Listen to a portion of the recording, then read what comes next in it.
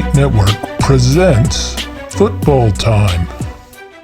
Hey, and welcome to the Football Time Show. We're here with Achilles Reign to do our draft recap and give out our draft grades, and then do a little bit of an early look ahead on the win totals on the season before we sign off, before we get into our preseason outlooks, probably coming out in July or August, but the draft is in the books. Are you ready to dole out team grades on draft picks that we won't know will be good in 4 or 5 years?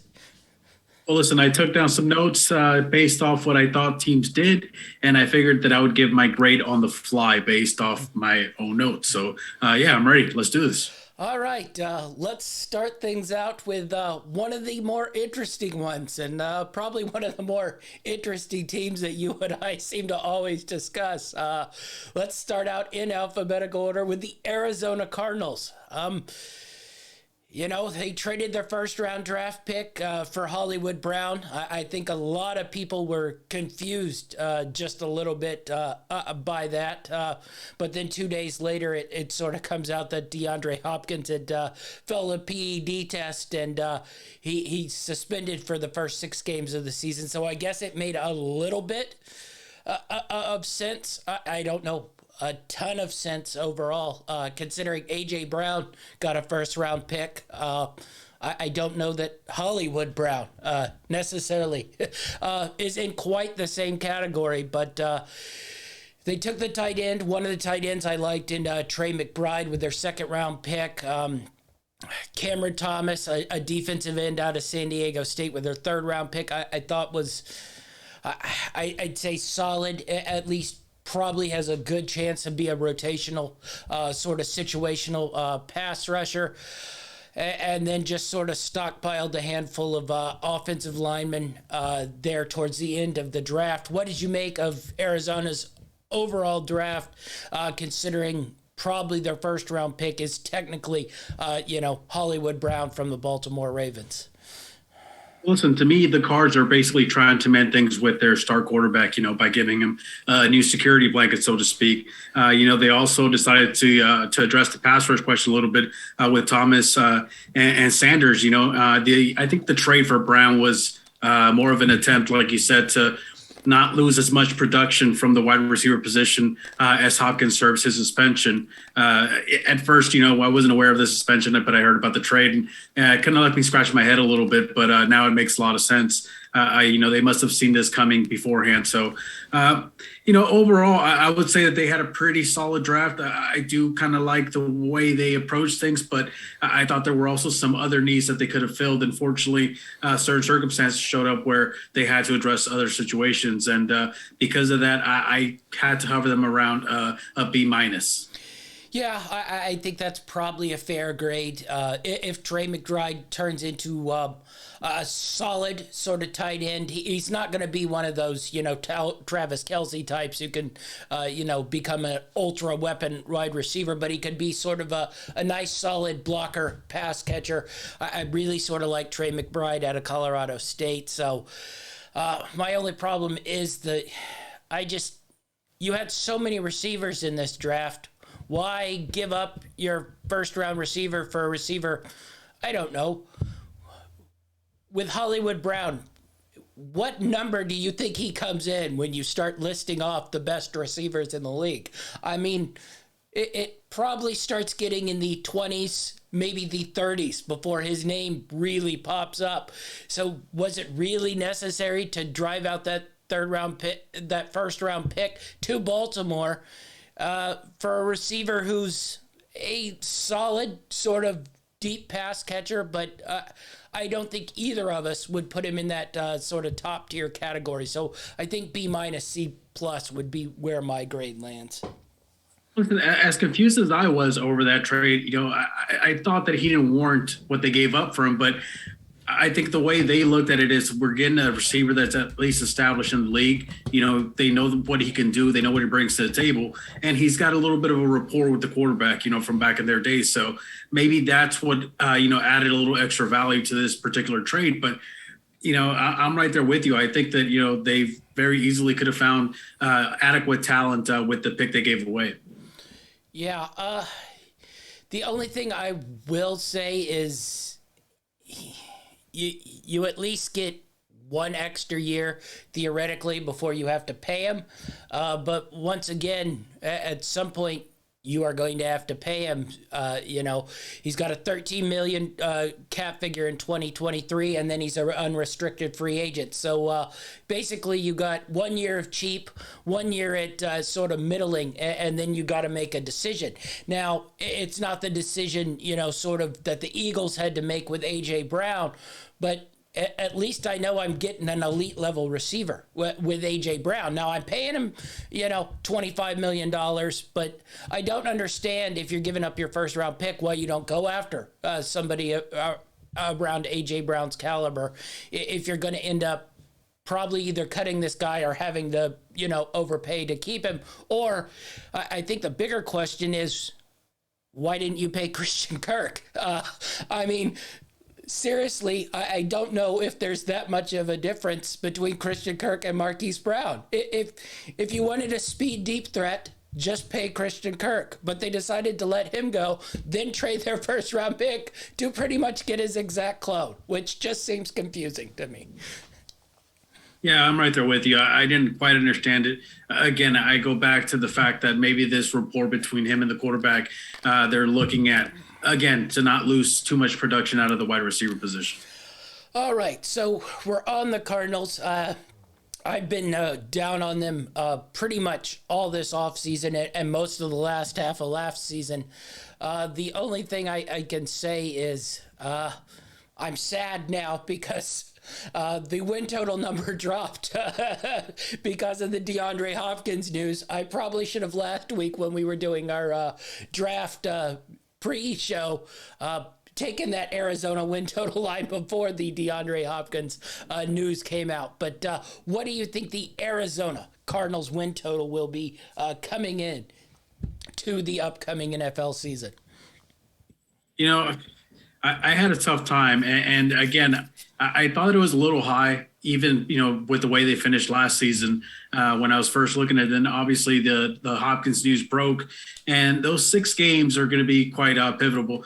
Is there any way that he's going to be able to, try to get this lower down to a lower number? I don't think so, unless it's, a freak sort of testing thing. But it's one of those things. If your A sample tests positive, your B sample is probably going to test positive too, since it's from the same sample. So I think it's probably just a 6-game suspension, and he'll sort of, take it and, come back game 7. We'll see if the Cardinals can sort of survive up until then. They didn't do a great job of surviving without him towards the end of the year. So what's your number on the Arizona Cardinals to go into next season? I'm going to try and take into account the fact that the NFC seems to drop off a little bit talent-wise, at least compared to the AFC. So I'm going to go ahead and say that they're going to win 9 games this year. And that's what I'm going to leave it at. 9.5 is my personal over-under on that. That's interesting because the number sits at 8 right now. It was at your 9.5 before the DeAndre Hopkins suspension. So you're sort of right on track. 8's probably a little bit too low for me to take that under. If it was sitting at that 9.5 number, I would have been all over that. All right, let's move on to the next team who I thought they had a pretty good draft. Now, they took some shots here. The Atlanta Falcons. Drake London from USC was their first round pick. A really big, fast receiver. At number 8, I thought it was a little bit of a reach, but at that, the offensive linemen had sort of all been taken. The defensive ends had sort of all been taken. The corners had sort of all been taken. So it was your choice to sort of reach for, one of those defensive linemen or offensive linemen that were sort of in the middle tier, or have your pick of what receiver you think is the best receiver in this draft and go after him. They thought it was Drake London. He certainly looks the part of a receiver, and you mix, his 6'4", 220-pound frame with Kyle Pitts, at least you're starting to really, really rebuild that, sort of receiving room there.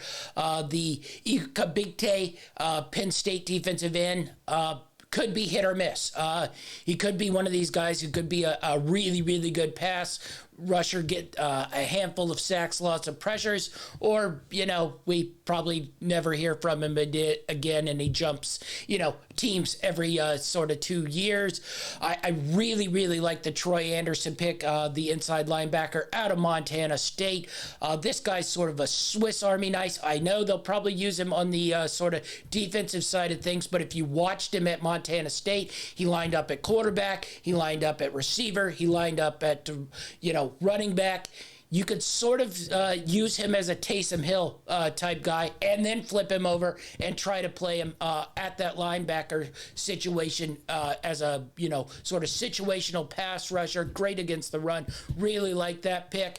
And then the patience to wait on quarterback, I sort of want to say every team I thought was really, really good at not just grabbing a quarterback. They waited till sort of the value was what they were. Grabbing Desmond Ridder in the 3rd round, you get to sort of sample, see if he's worth a shot, maybe progress in your future if Mariota doesn't work out. So I really like the Atlanta Falcons draft. What did you make of the Atlanta Falcons draft here? Yeah, I mean, listen, Atlanta, to me, they knew what they needed. They needed a legit weapon to take some of the pressure off of their young tight end, Kyle Pitts. And with potential starting quarterback Mariota, they felt that the best, option they had, at least probably on top of their board, was Drake London, as you mentioned. And, as you mentioned, he comes out with, all the fundamentals you need in a wide receiver. He's got the big body. He's got the big jumping ability. The question is, can he properly translate his game to be a legit number 1 wide receiver, which is what they're drafting him for. But, listen, if they do, this makes Pitts, his job a little bit easier. It basically transitions him from being the main target to more of a security blanket for Mariota. And if it all works out, I think that they could possibly come out and at least be somewhat competitive. I know they have a completely new roster when you look at it compared to what we saw last season, but I still think that they can at least compete. As I mentioned, the NFC seems to have gotten a little bit weaker talent-wise. Yeah, I think so. I think really good draft. I gave him an A on my grade overall.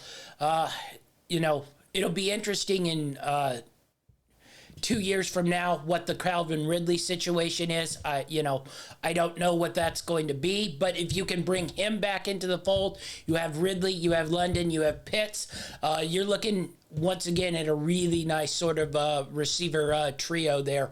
But that one's sort of up in the air. Probably not the right time to start looking ahead 2 years from now after a guy's suspended for the year and then sort of, had to take a personal leave sort of thing into last year. So that one's a little up in the air. But overall, I gave the Falcons an A grade for me. Thought it was a really, really sort of good draft there. I also want to mention in the 5th round, the BYU running back, Tyler Algier. I really, really liked him in college. I think he has a chance to be able to stay sort of in this league and be a productive sort of a bowling ball type of back at sort of 6 foot, 225 pounds. Really, really good. A sort of power back for with a little bit of speed for somebody his size. So I'm curious to see if he can manage to hang on to a roster spot there. So wanted to highlight that, but an A grade for me for the Atlanta. What did you give Atlanta on the grade side of things? I actually gave them an A minus. All right. So let's switch over to the win totals here for the Atlanta Falcons. What did you think the Atlanta Falcons win total was going to be here? I think that just based off the hype, based off, the new quarterback, the new system they're trying to put in place, I think that people might be trying to lowball them a little bit. But again, to me, the NFC, it seems to have gotten a little bit easier. Not that it's completely easy for everybody, but it seems to have gotten a little bit easier talent-wise. So I'm going to say that they win 6 games this year. Yeah, this number jumped up a little bit. It's at 7.5 for the Atlanta Falcons. I think they're sort of looking at that division, Carolina, New Orleans, probably can grab a little bit of wins. Honestly, if I had to pick a sort of a second tier contender out of that division, outside of the Tampa Bay bubble, it probably would be Atlanta. I wouldn't be stunned if they could grab, 9 wins, but that's sort of dependent on Mariota health, as well, and whether he can competently play quarterback. All right, let's move on to the Baltimore Ravens. Ended up with 2 first-round picks here by trading Hollywood Brown, which I thought actually was a pretty smart trade here. I think you sort of foresaw you didn't want to pay him what that receiver market is. I'm sure he was probably trying to demand first receiver money. I don't think he's worth that, so get rid of him. Loved the sort of pick they used for him in Litterbaum, the Iowa center here. Really like that. Kyle Hamilton, safety. I think they hit both of our sort of needs over our draft show, getting some secondary help, getting some offensive line help. They got a Jobo, the outside linebacker from Michigan, who, some thought at some points might creep into that first round.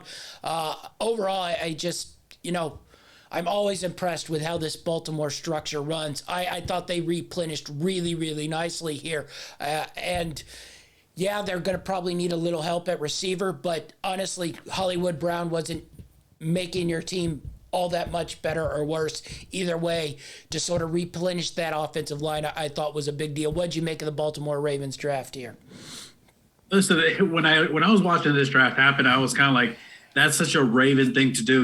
When after they got the whole Brown trade and everything, I assumed these teams are going to try and load up offensively, at least if they saw this trade coming. And if anything, they went with a more defensive approach in this draft, which is something that we like to see, from the Baltimore Ravens. They're known for their defense throughout the years when they've been competitive and really good in this league. And it seems that they're trying to go back to those roots now. Basically focusing the entire draft on the defense. Now, my question is, with Brown gone there, what's going to be the outcome offensively? Who are they going to get their production from? I know that they have Lamar Jackson. He's probably going to be healthy coming into the year, which will be good for them. But I thought they needed to add some weapons. And even though they tried to add a little bit of depth, I don't think they did enough personally. But listen, this team, if this defense can play up to its potential, it's going to be pretty special regardless. Yeah, the one thing that tells me is that they've sort of seen Rashad Bateman, their first-round pick from last year out of Minnesota, and they think he could easily step in there and be a number one type guy. And maybe, they've seen J.K. Dobbins as well, who's a very good pass catcher out the backfield, and they think those two can sort of easily cover up the production for Hollywood Brown there. We'll see how that goes, but I thought pretty smart decision. If you aren't going to pay Hollywood Brown, why not sort of replenish along that offensive line, get that extra pick? I think they got the 2 guys they wanted in that first round. Thought they did some good stuff to add depth there. The Alabama corner, Armour Davis, as well in the 4th round. I think he has a chance to at least be a nice sort of nickel dime package corner. So overall, thought they had a really good draft here. I gave them an A as well. Where are you going with the Baltimore Ravens? I actually gave the Ravens a B+. All right, B+ on the Baltimore Ravens. All right, so this is an interesting win total. Lamar Jackson healthy, the defense probably back healthy, sort of some upgrades along the line, maybe a little thinner at the sort of wide receiver positions, but where are you looking at your number for the Baltimore Ravens? Listen, I still like what they did. I know that they didn't, really get aggressive in terms of, trying to get some more weapons for the offense. But if they truly believe that their offense can do enough to help them win games, and it's really going to be, predicated on winning football through defense, then I think that this seems going to be pretty good. We've seen them be good regardless. So I'm going to go out on a limb here and say that they get at least 10 wins this season. Yeah, this one's an interesting number. It's at 11 wins. So that sort of tells me they think Pittsburgh is probably going to be a little bit down as they start their rebuild. And it really sort of tells me that they don't have a ton of faith in Cincinnati coming back on things here. So that's really, really interesting there on those sort of numbers. All right, let's move on to our next team here. Let's move to the Buffalo Bills. All right. I thought they had a really good draft. Really nice that Elam, the corner out of Florida, fell to them at that 23 pick. Got James Cook, a running back out of Georgia. Not my favorite running back, but, I think you just sort of take running back, see which one hits. I thought that was a decent second-round pick. And really, Khalil Shakir out of Boise State, the wide receiver, I thought that was a really, really good pick. I thought he had about a third, late second-round wide receiver grade, but because this receiver class was so deep, he sort of fell. I thought that's a nice guy who could maybe replace Cole Beasley. Definitely has some explosive play potential. Maybe can run some gadget stuff sort of out of the backfield as well. So for what the Buffalo Bills had and as late as they're drafting, I thought they did really, really well here. Yeah, listen, I thought that because they were picking so late that they would either try to target pretty early on some edge rusher or a wide receiver. But instead they filled the hole in their secondary by drafting, Elam, the cornerback. And I do like that they target a running back. We talked about it over the last couple of seasons that they weren't getting enough production out of the running back position, and maybe bringing in an extra guy to, compete and, maybe even take some snaps here will take some of the pressure off the other guys, and they can start producing a little bit more, because if they can, this team's going to get really dangerous. But listen, I like their draft. I thought they had a really good draft. I thought they filled needs, even though they were pretty picky, pretty late. Yeah, definitely. So I ended up giving them a B+. So the only thing, I didn't love the Cook pick, but a couple of the other running backs I'd like had already been sort of grabbed there. So they didn't have a ton of choice on that one. But overall, I gave them a B+. What'd you give Buffalo? I gave them a solid B. Yeah, nice. All right. Probably the overall favorites entering in on the year. So what do you have the Buffalo Bills win total sitting at this year? I have the Buffalo Bills winning at least 11 games this season. Yeah. Even as competitive as AFC has gotten, I feel like they improved, they filled holes, they filled needs, and they've gotten a little bit better from last season. So I've got them winning at least 11. Yeah, that number sits at 11.5 entering into the sort of off season here. So I easily see them winning 12, 13 games. They really, the next couple of years is their window to try to really make a push and a Super Bowl run here, even as deep as this AFC is. All right, let's move on to the Carolina Panthers. I must admit, bravo to them for not caving in and taking a quarterback in that first round. A lot of those offensive tackles ended up falling into that sort of mid top 10. They got Ekwonu, the NC State offensive tackle, beast of a sort of run tackle guy. Really, really like this. Solidify the offensive line. They got Matt Corral with that third round pick to, take a sort of shot to see what they got on the QB front. For the picks that they had, I thought they did all right. What'd you make of the Carolina draft here?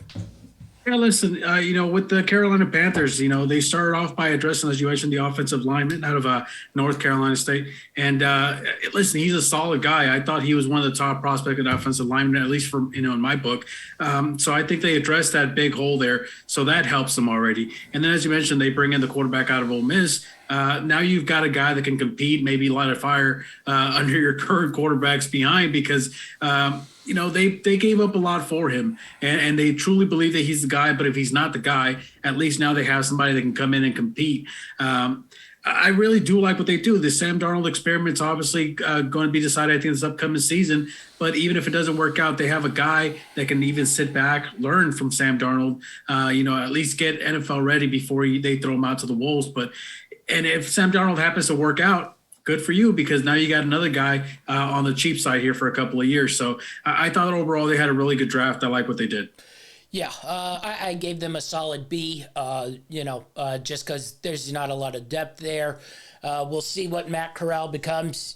This grade could change if he becomes, a solid starting NFL quarterback. But it's certainly probably not going to be this year, especially since the reason he quote unquote dropped was maybe some issues with alcohol and a bad lifestyle. We'll see how that works out. But with the third round pick, not much danger there. So I gave him a solid B for Carolina. Just overall not caving in and taking that quarterback and reaching, with that first round pick, solidify that line. The coach is probably going to lose his job, but at least they're built for the future and not, reaching for a quarterback again next year, not filling out roster spots. What was your grade for Carolina? I'm giving Carolina a C plus. All right, Carolina a C plus. All right, so where are we going on the win totals here for the Carolina Panthers?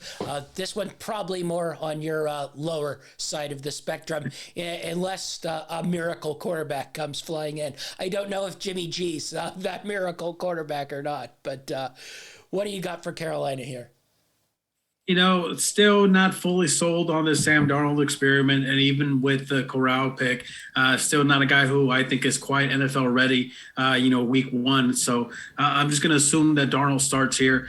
We don't know what the situation with McCaffrey is going to be. Obviously, when he's there, it takes some of the pressure off, some of those wide receivers, which intense makes him play better, but we don't know what's going to happen here. So I'm going to go on a lower side here and put my over under at 5.5.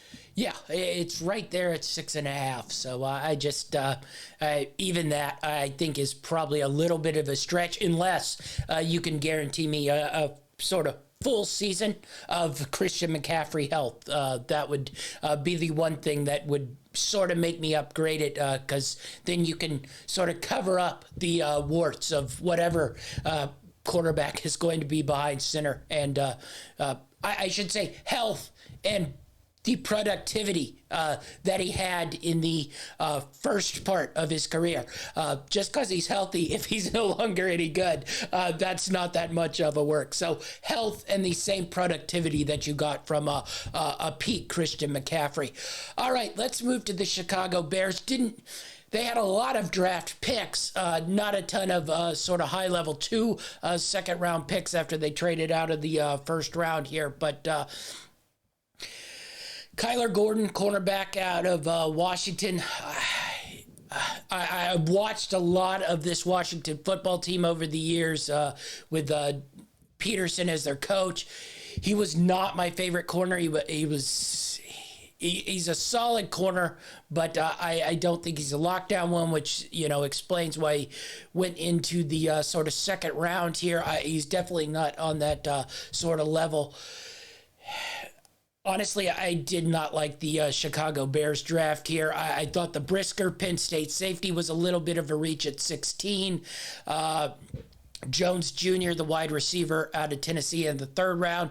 It'll be interesting to see if he could sort of stay on here, but he's certainly not going to be a number one. He's, I think at best, maybe, if everything breaks right, could be a sort of high-end level number 3 receiver. And I like Braxton Jones, out of Southern Utah. I think he could develop as an offensive lineman into someone who could solidify. But the Chicago Bears team came into last season basically with no offensive line. They did not address that. And then basically they wait till the 5th round to take an offensive lineman here. It just seems like there's no plan to develop the said quarterback they wasted a first round pick with last year. So I just basically I didn't understand this draft. Yeah, listen, I'm right there with you, because the message that's coming across here is that Justin Fields is our guy. That's the message they're putting out there, at least for this year, because as you mentioned, they did not address, plugging up some of those holes at the offensive line. But they instead opted for fixing their secondary with Gordon and Brisker. But I felt like the defense wasn't the biggest issue last year. The defense, I thought, overachieved a little bit, especially when you're talking about that front seven with Robert Quinn and those other guys. Now, they don't have Mac there anymore, so they did have to at least try and add something to defense. I get that, but to not focus on the offensive line as your primary focus, I thought was a big issue here. So I actually gave them a C- for their draft. Yeah, I gave them a C, and you mentioned it. They replenished their secondary, but they lost 3 or 4 guys along the defensive line, which they did not replenish as well. So basically, they lost their best receiver in Allen Robinson, didn't really replenish that. They have not replenished their offensive line in 2 years, so there's nothing really there. And they did not replenish along the defensive line where they lost guys. I don't understand the direction that this team is going. New coach in there now. We'll see where they go, but they aren't making it easy to develop Justin Fields here. This has to be the worst, one of the worst, wide receiver rooms in the NFL. It's easily the worst offensive line in the NFL.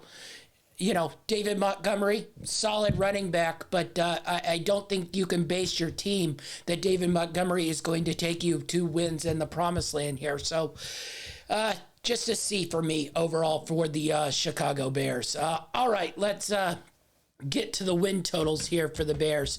Another one I think probably will be on the low side. Where are you going with the Chicago Bears? Again, not a huge fan of the way they drafted their team. They had so many needs that they could have addressed, which I think would have bumped this number up for me a little bit. But I've got them in the 5.5 range, and honestly, I wouldn't be shocked if they went under on that. Yeah, this number sits at 6.5 right now. There might be, we have a fun party we're going to. There might be some future wagers placed and holding on to that ticket for an under right there at 6.5, because as this Bears team is assembled right now, if they get to 7 wins, I would be thoroughly stunned here with the roster they have. Now, it's still early, but it's not a roster I think can win 7 games overall. All right, let's move to our next team here in the Cincinnati Bengals. A lot of late picks here. Daxton Hill, safety out of Michigan. Cam Taylor-Britt, safety out of Nebraska. Interesting sort of decisions there. I guess you go, you got 2, maybe 1 hits. Once again, did not really address any offensive line issues. They took Cordell Volston out of North Dakota State in the 4th round there, but just weird. They drafted 3 safeties. Granted, some of them can be hybrid guys who can sort of play nickel and slot, but they needed secondary help, but just sort of weird for me with the Cincinnati Bengals draft overall. Yeah, listen, I think the Bengals feel that the additions of Collins and Capel were enough of an upgrade on that offensive line so that they didn't necessarily have to focus on it.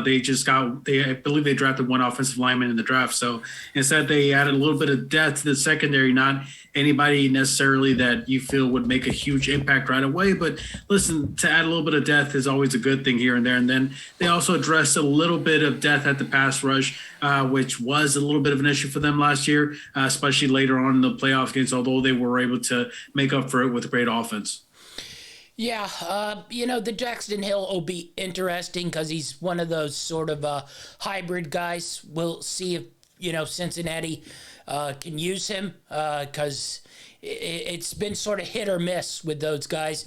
You saw Jamal Adams with the Jets be really, really awesome. Then he gets traded to Seattle, and they don't seem to know how to use his weird sort of hybridness in their favor. So I'm interested to see how that goes overall. But it was just sort of a blah draft. Now, they didn't have a ton, 31, 60, 95, 136, 166, 252. It wasn't like they could add, real game changers. But we'll see how this goes. I gave them a B- overall because I think the Daxton Hill pick is interesting. The Volson out of North Dakota State, I really, really like him. They play a pro-style offense, so he might be able to walk in there and maybe take up a tackle spot. We'll see how they do. So B- for me for the Cincinnati Bengals. I also gave them a B-. Now switching it over to the win total, I know that there are so few people out there that are doubting this team that they can't do what they did this last season. But listen, they weren't really wowing people halfway through the season. It seems like they started figuring out what they were doing. Now they brought in some big additions to kind of plug up the holes on the offensive line. And I think they're going to be pretty good this year also. So I'm going to go ahead and I'm going to give them a 10.5 over under for the season. Well, people are a little down on the Bengals. They don't think it could repeat. It's at 9.5. 9.5. So you might be making a future ticket wager on our little trip that we have planned for us. Holding on to that Bengals ticket over for the next 6 months might be pretty exciting for you.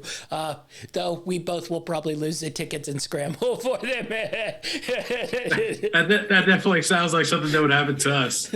All right, let's move on. This one will be a quick one. Cleveland didn't, have a ton of really draft capital here. A couple third-round picks, some fourth rounds, fifth rounds.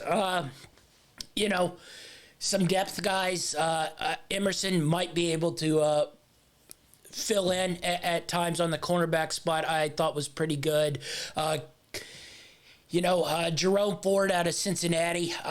I don't know if he can stick around. Michael Woods, the wide receiver out of Oklahoma, is, a nice speed threat. So it gives them another guy. I don't know if he hangs around, but I'm sort of a C on Cleveland because they didn't have much draft capital. Nobody's a game changer really on here. The David Bell is interesting. But overall, he's been banged up. He's a little bit slow. He's definitely not in that same class as a lot of those guys taken. So it was a C for me with Cleveland, but they just really didn't have a ton of draft capital either to go with. Yeah, listen, the Browns' first pick wasn't until the 68th overall pick, as you mentioned. So they took Mississippi State cornerback Martin Emerson. And the Browns organization looks at things like this. We got Deshaun Watson, and I think that's all they really care about. Do they? They got Amari Cooper.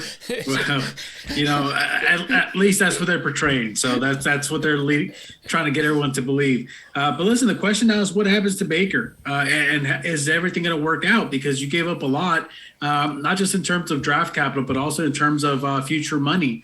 To the guy who came in. So obviously they got to make a decision on Baker, what's going to happen with him.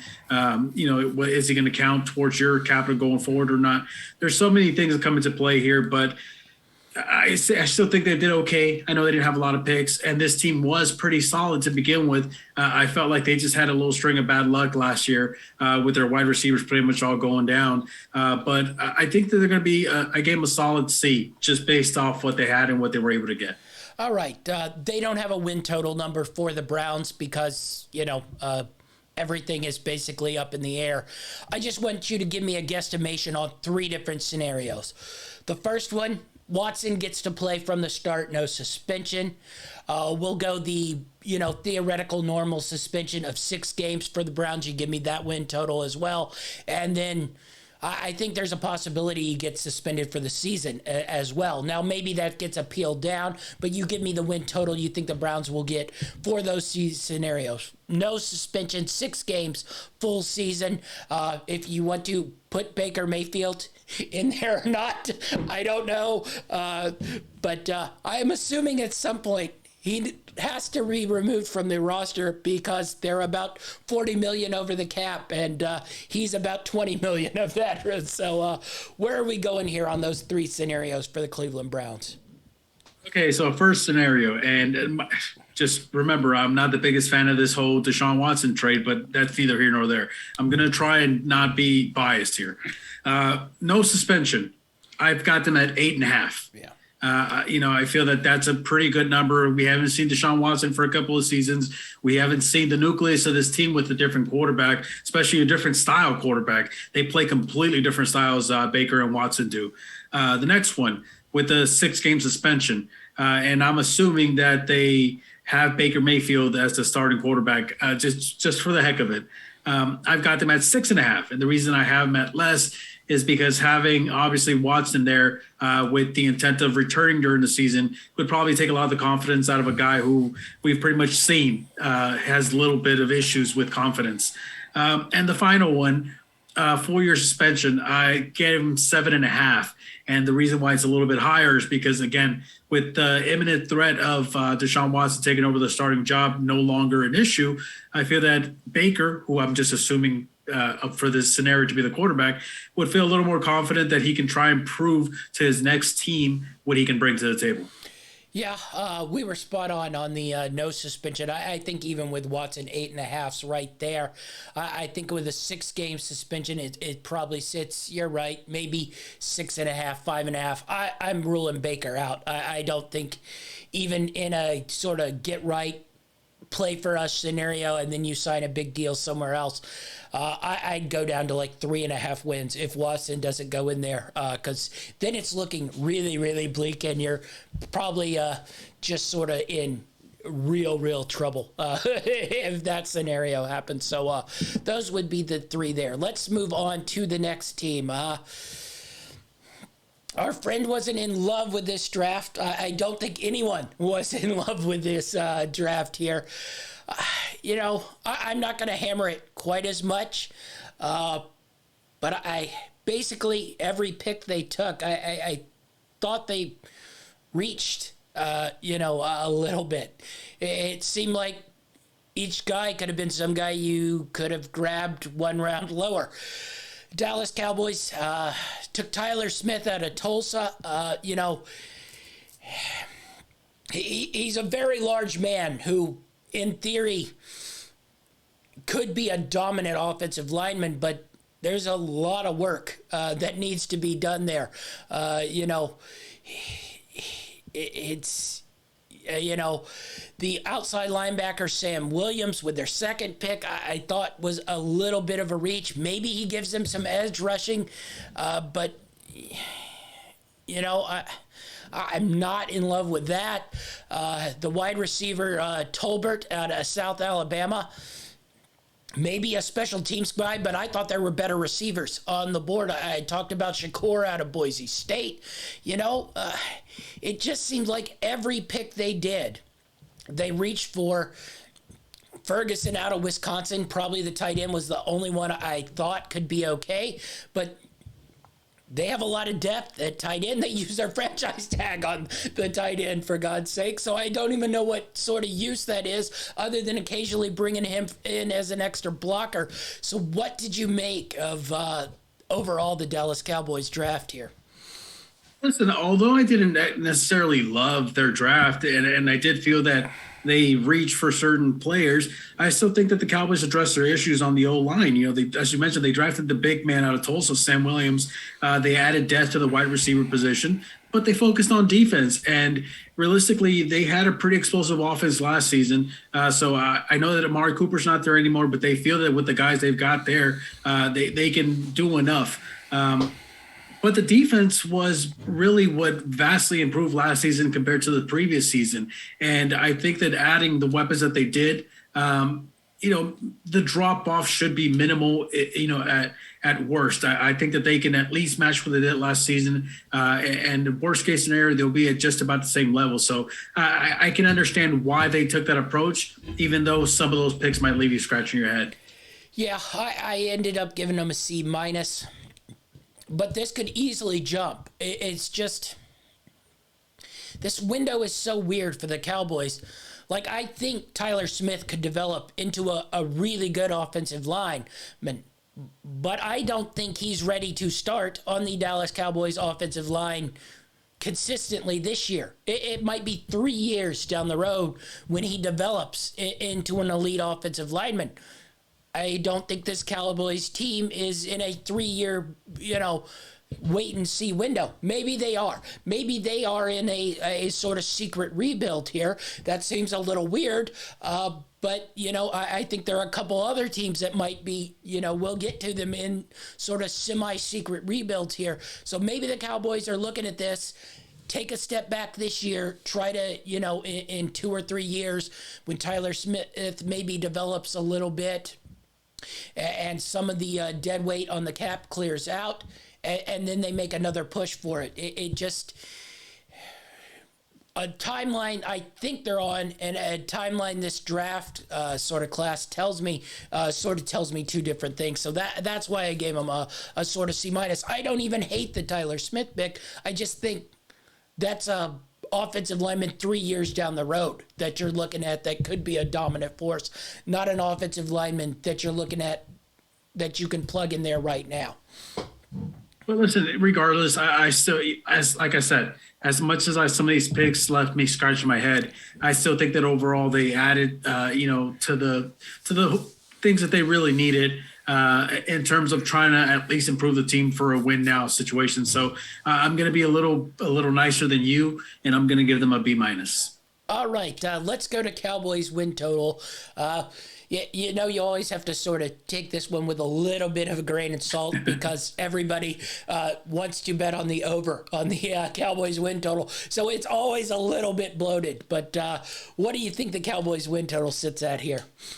Well, listen, a couple of reasons why this line, I'm assuming, would usually be bloated is, one, they play in the NFC East, and two, the NFC, as I mentioned several times throughout already, NFC's gotten a little bit weaker. So I think all those things come into play. But I think that a solid number here for this Cowboys team, based off what they drafted, based off what they lost during the free agency period, I would say that 9.5 is a pretty solid number here. Well, you're going to like this because it's at 10.5. Dallas Cowboys, 10.5. So they're going to soak in the Cowboys money and probably collect a lot of tickets as the Cowboys win 9 or 10 games on the year. So interesting number overall there. All right, let's move on to our next team here. The Detroit Lions took Aiden Hutchinson with the number 2 pick. I think really nice that he fell there. We'll get into, the Jacksonville Jaguars and, taking the Georgia kid number 1 overall. Bit the bullet, knew they aren't going to be contenders this year, got Jameson Williams, who's probably going to miss the year. But I think that's a good window. Probably got the best receiver overall in this draft. I like Pascal, the defensive end out of Kentucky. I think he could be a player. And then sort of looking a little bit lower there, James Houston, the outside linebacker out of Jackson State, had some really nice numbers, explosive wise. So if they could develop him into maybe a nice pass rusher, maybe they get a 6th round steal who could be in that defensive line rotation. So overall, I thought Detroit had a pretty good draft here. So I ended up giving them a for overall, especially since I thought Aiden Hutchinson falling to him pretty nice. I think he sort of fits that Detroit style out of Michigan. Really thought the Detroit had a pretty good draft here. Yeah, listen, the Lions, who many thought was probably the top prospect in the draft, Michigan edge rusher Aiden Hutchinson.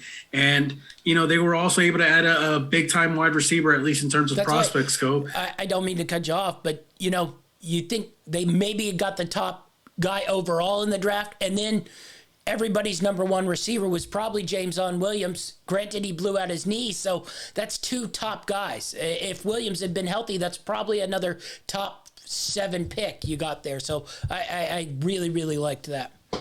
Yeah, listen, I really liked their picks. I thought, as you mentioned, that they got really good value even at the positions that they were drafting at. But I think the question now falls on Jared Goff and, what he's going to bring to the table. But it seems like they're really, at least for this season, trying to help them and give him the tools that he needs, to be competitive in this NFC North. But overall, I gave them an A minus. I really like what they got. I thought they got really good value, even though they were picking high. And I think that there's a little bit of hope now in Detroit. Yeah. Win total for the Detroit Lions, what you have them sitting at here?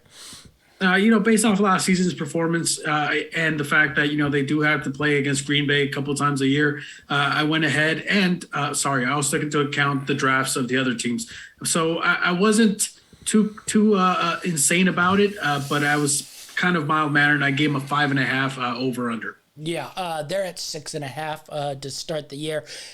Seems a little high for me, especially since Jameson Williams probably won't play this year. And it might benefit them once again to sort of see if they can add more talent into that thing there. Maybe see if they can find their quarterback in next year's draft. All right, let's move to the Denver Broncos.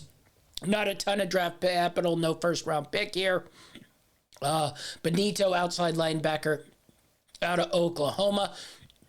Nice tight end pick. I thought Dulrich out of UCLA, but not a ton of really sort of draft capital to go with. I gave them a B overall, but not a ton really to make your names about here with the Denver Broncos draft. Their draft was Russell Wilson.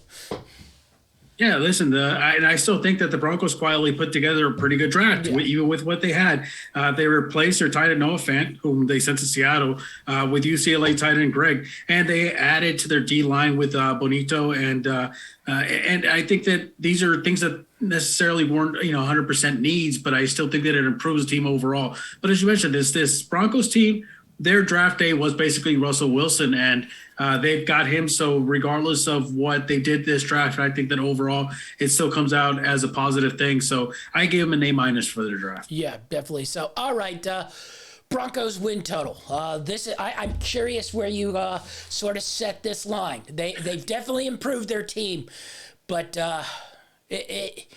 AFC overall is a dog, and that division is going to be a hell house.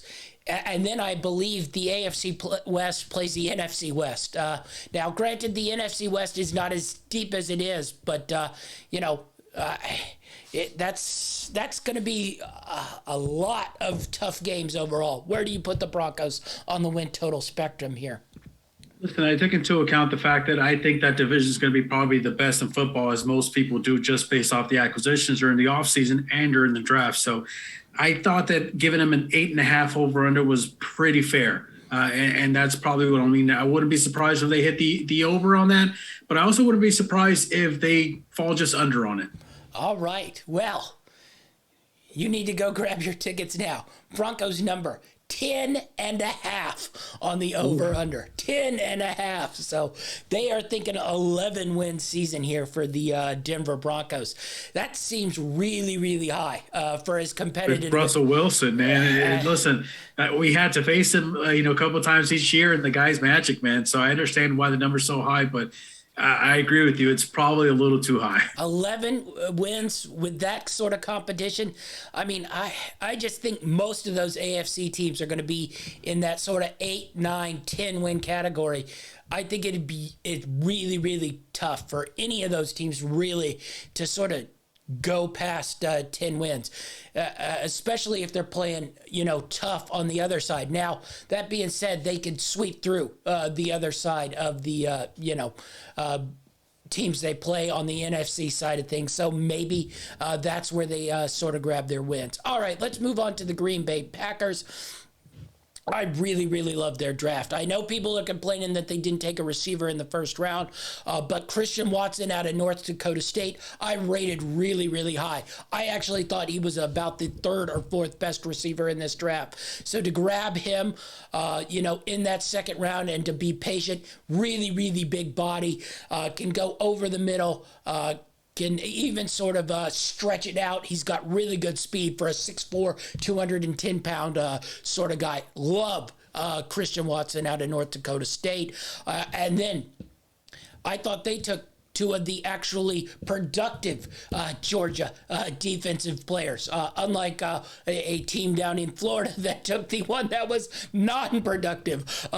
Quay Walker and Devontae Wyatt actually disrupted and caused havoc in the defense. So I thought those two picks really sort of were really, really nice for Green Bay. Also, the Nevada receiver that they got in the 4th round, I think he has a chance to hang on here. I don't think he's going to be an elite receiver, but, he could have an Alan Lazard type career. So to add depth there, really, really good pick. And then Jonathan Ford, defensive tackle out of Miami in the 7th round.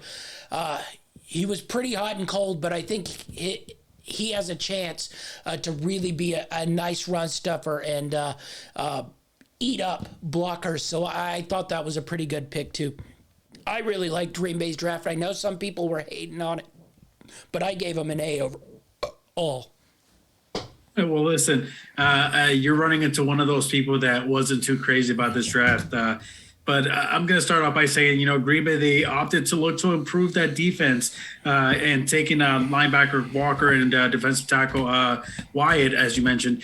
But, everybody really expected them to go after pretty much everyone assumed their biggest need was wide receiver, and they waited till their 3rd pick to address that. So I think that it's going to be interesting to see what happens now. I have said before that certain quarterbacks in the league, like the Tom Brady's and the Aaron Rodgers, can make just about any wide receiver look like a serviceable wide receiver.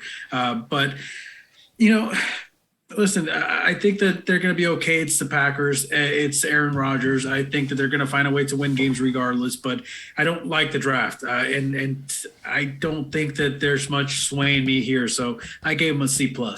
Yeah. I think it was okay because they got Christian Watson. Now, that's sort of dependent on what you think of Christian Watson. I think he was in that same category as those guys up top. We'll sort of see if that works out. If he is, I think that moves it up. If he isn't, then, they probably should have taken one of the guys. But I really liked Watson. He was about my 3rd or 4th ranked receiver on my board. So I thought being able to get those two defensive guys and then wait until the 2nd round really, really improved their draft. All right. I'm really curious on your number on this one because I think you'll be a little shocked. Green Bay Packers. What do you think that win total number is? Listen, I probably won't be shocked. This is Aaron Rodgers. And as I mentioned, the NFC's gotten a little bit weaker. And I think everyone's probably selling out here. So I'm going to say 10.5. It is 11 and a half. Oh, gosh. Okay. So I am a little shocked then. That seems very, very high. Now, you look at that division, Chicago, Detroit, Minnesota, it would not stun me if they didn't lose a game out of there. So that's 6 wins right there, and you're sort of halfway there. That just seems high, but, we'll see how they come through that. All right, on to the next team here, the Houston Texans. I just don't understand this team, really. Stingley, 3rd pick, corner. I don't even think... I know he was not the best corner in this draft. His best football was played 2 years ago as a freshman at LSU. 2 disappointing seasons in his sophomore and junior season. And then... you have all those defensive ends sitting there. You have all those offensive linemen sitting there. And then you have Sauce Gardner at corner sitting there. And you reach for Stingley at 3. Now, granted, you got Kenyon Green, the Texas A&M offensive guard. Not my favorite either. Michi in the 2nd round I thought was pretty solid. Christian Harris, inside linebacker, Alabama, not that bad at 3, but I must say, little disappointed in what the Texans did here. Again, we're on the opposite sides of the spectrum here. Although I didn't love what they did, I like what the Texans did here. With the draft capital they were able to accumulate, they literally used their first 8 picks to draft different positions. literally eight different positions.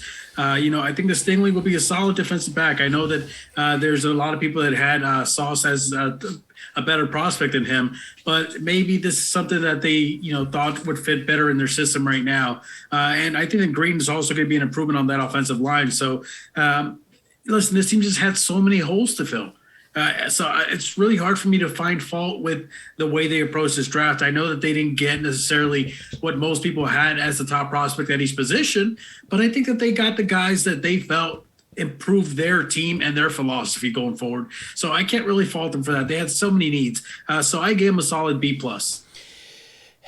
I think if I eliminated the Stingley pick, I'd probably upgrade their draft, a little bit, but it just concerns me.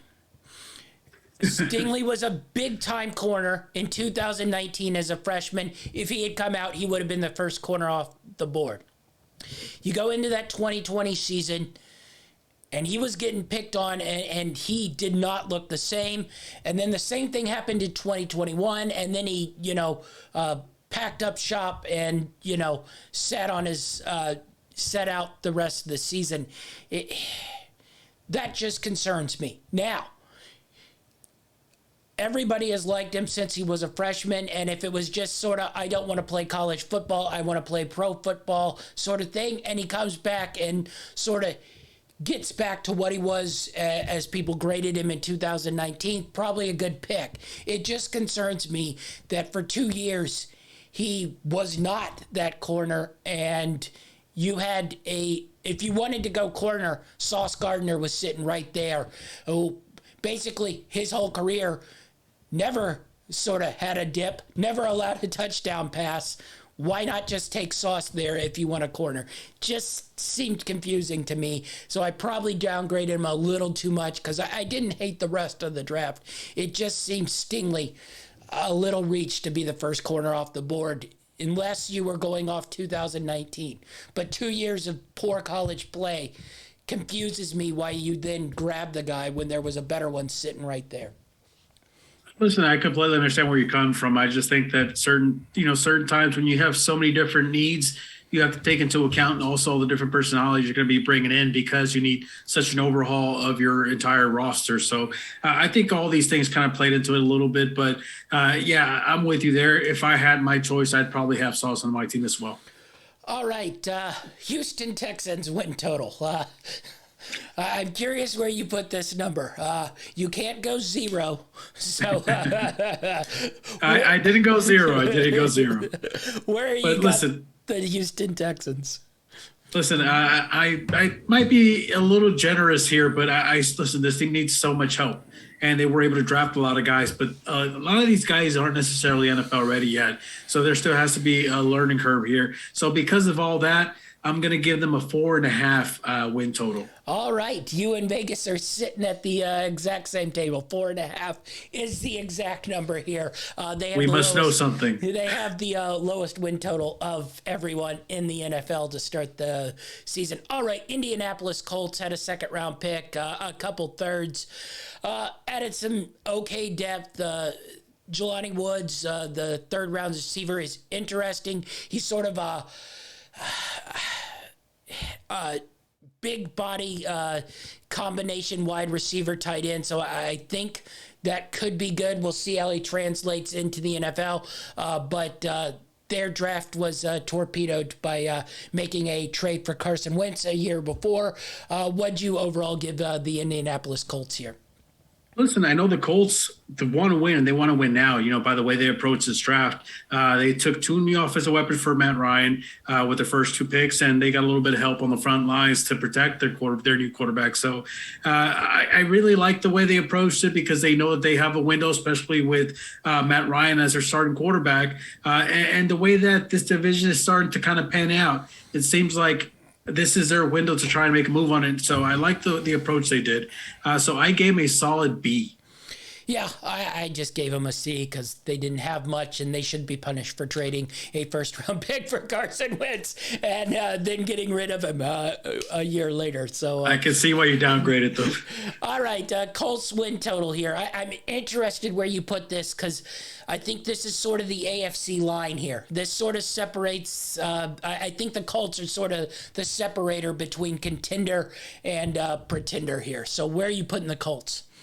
Yeah, and listen, as you mentioned, this seems to be the team that's going to basically set the bar as to who is going to be playoff caliber and who's not. So because of that, I set their win total at what I thought is going to be the bar to beat for those playoff teams with such a competitive conference. And I set it at 8.5. Yeah, it's 9.5. So oh, wow. The AFC really, I mean, I don't think it's possible for every team to win 9 games. Maybe it is. Listen, I think that what's going on here is they're looking at the amount of talent that each team is acquiring from the AFC and adding that to the total, but they're not taking into account that every other team is adding talent. Yeah. All right. We're at Jacksonville. Honestly, I don't know what this team is doing.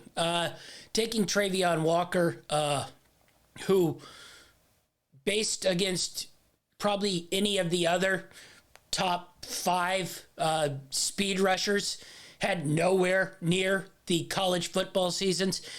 You taking someone based on their fancy combine numbers and what they look like in spandex, it just seems confusing to me. I don't know why Thibodeau isn't taken here. I don't know why Hutchinson isn't taken here. I don't know why some of the other guys that came later aren't taken here. There were 400 billion Georgia defensive players, and of the ones that went in the first round, this was the least productive of all of them. Essentially, he was playing defensive tackle, and those defensive tackles who also got drafted out of Georgia took his spot, so they moved him to the end. And then you take Devin Lloyd, inside linebacker out of Utah. We talked about it on our draft show, about drafting linebackers in the first round. I thought that was a reach. I don't know what this team is doing. No real offensive line help for Trevor Lawrence. No wide receiver help, really, for Trevor Lawrence. I honestly gave them a D-. This team disgusts me pretty much.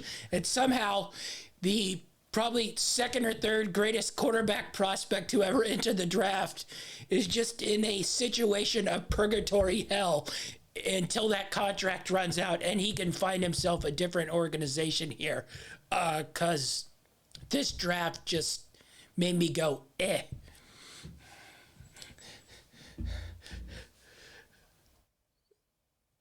Listen, I guess I'll kick it off here. I understand where you're coming from. All right. I think that a lot of people were a little surprised by that pick because, you start to ask yourself, if this was your number one target, if this is the guy that you fell in love with, that you had to have, why take him at number 1? Because you can trade down a little bit, take a few spots down, gain a little extra draft capital, and still get your guy, or a guy that's at least equivalent to the talent level. And I'm going to try to be nice here, not be disrespectful, but I didn't understand it either. I really didn't. And as you mentioned, then they go after Lloyd, which, listen, I understand that he looks good on film, but, I don't know. I really had a hard time. Well, I think we've gone over about 10 different teams who took linebackers who are probably of equal, talent level in the second and early third round. So why take this one in the first round when you had 2 first-round picks? How about a receiver here to help, Trevor Lawrence? How about an offensive lineman so the man isn't killed? I don't understand what they're doing. I mean, they did add, what was his name, Fortner, the Yes. center. So I mean, they try to address it, but to me, it's a little too late. And as far as the talent you were able to get prior to drafting some of these other guys, I feel like you made such a huge investment on your quarterback to not really focus on either A, giving him weapons, or B, protecting him. I think that this is probably a little bit of failure, even though some of these guys might turn out to be special players. Obviously, that all still remains to be seen. It's unknown, but I was trying to be nice here, so I gave them a C plus. Yeah, I don't hate the Lloyd pick because I think he's a talented linebacker. But you saw how that sort of draft was unfolding. I don't think anybody was going to take Devin Lloyd. So, I don't know if you could have waited till your third round pick. But if you like Devin Lloyd, you probably could have traded that pick and moved down. It doesn't seem like you're helping Trevor Lawrence. We'll see if he is one of those guys who can overcome that. But in his very young years, it doesn't appear you are giving him much help to try to progress and get better here. All right, Jacksonville Jaguars win total. I think you're going to be a little stunned at what this number is. What do you think the Jacksonville Jaguars win total is? It seems like I've been off by like either 1.5 or 2 points each time. I've got them at 5.5. I'm gonna go out on a limb here and say that most people hated this draft and said 4.5. Yeah, it's 6.5 wins. Oh gosh, really? Yeah. I Granted, maybe the Urban Meyer leap into Doug Peterson, who's at least an NFL football coach, and progression from Trevor Lawrence. You're getting Travis Etienne back. Maybe there's something there. But if the Jags win 7 games, I would be quite stunned in this AFC. If they were in the NFC, I think I could talk myself into it. But in this AFC with, both the Titans and the Colts needing wins, they're going to highlight on their schedule Jacksonville Jaguar needs to be a win. So it just... Not to mention the fact that even Houston played them tough last year. Yeah, that's... All right, let's move on to the Kansas City Chiefs. Trent McDuffie, cornerback out of Washington, really, really liked him. The defensive end, I thought out of Purdue, that with the 30th pick was a really, really good, steal right there at the end of the first round. And then Sky Moore, I really like his speed, and I just think that's a nice little replacement there for Tyreek Hill. Is he going to be Tyreek Hill? No. But he can take the top off of defense there.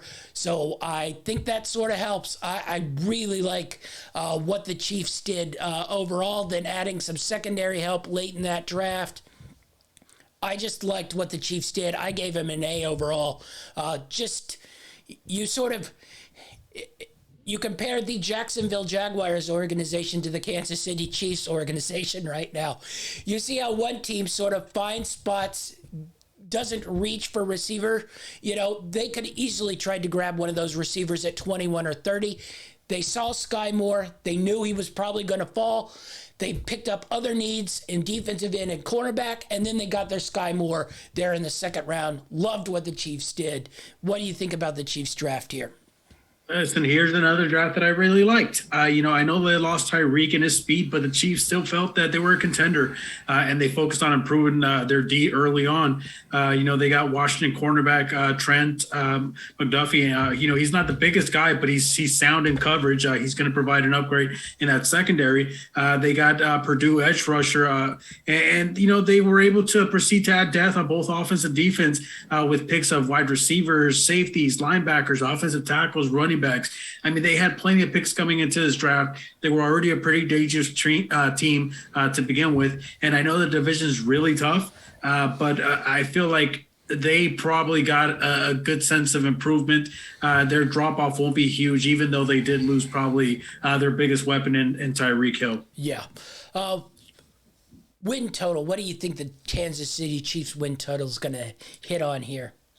Okay, well, this is a little bit on the higher end based off the additions of everything that's happened in the AFC West. Overall, I gave them an A for their draft, and I've got them as a 9.5 over under. Yeah, their number still sits at 10.5. I think that's probably a little based on Chiefs' previous seasons, and they could probably exploit that number and add that one win there. So I don't know if I'm taking that or not. It's going to be really hard AFC wise to take a lot of over win totals here. All right, let's move on to the Chargers. Zion Johnson out of Boston College, offensive guard with their first round pick, then had a couple third, fourth, fifth round picks here. What'd you make of the Chargers draft here?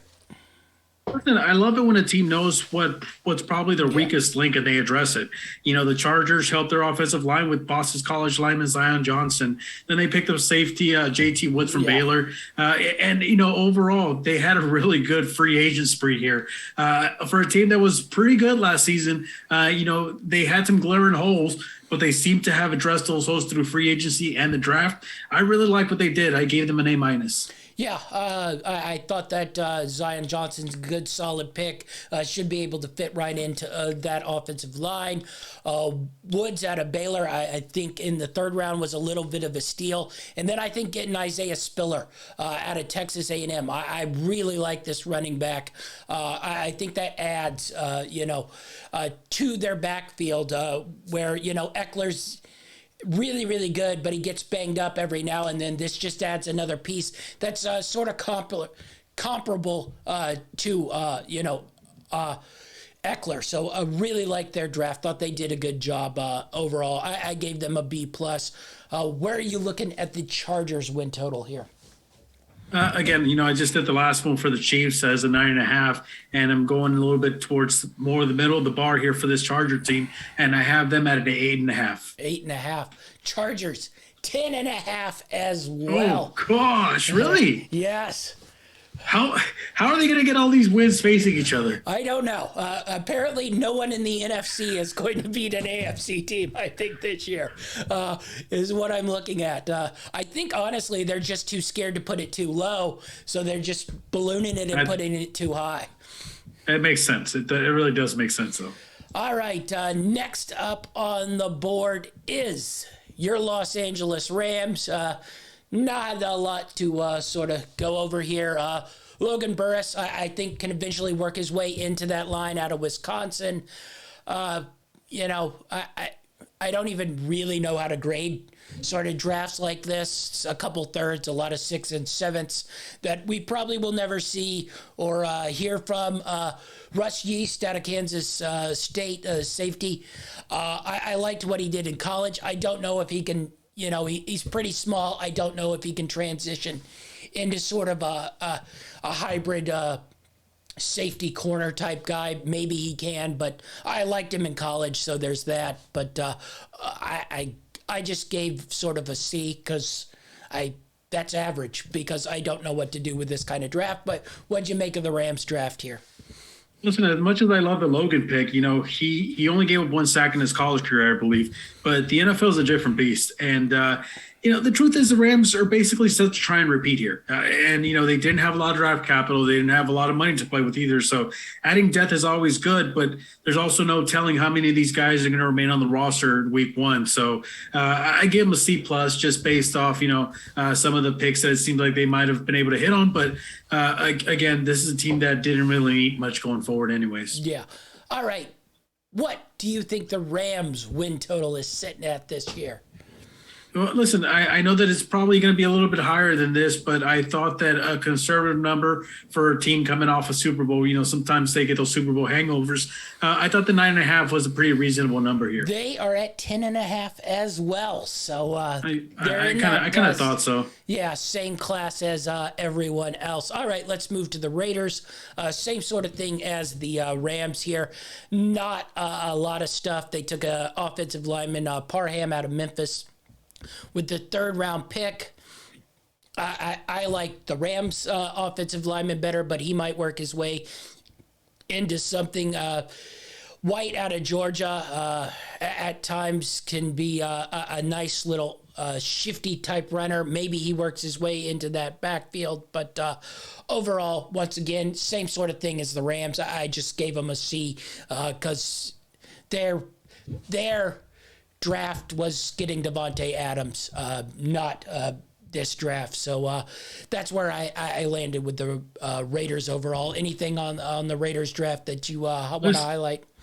No, listen, just like you said, Las Vegas, it would have come with what it had. They added depth to the O-line with that Dylan Parham pick. And they added depth to the D-line, which is basically all important. But you mentioned it, Devontae Adams was their draft, and they're happy they got him. I gave him a C+ because they didn't have much to work with. Yeah.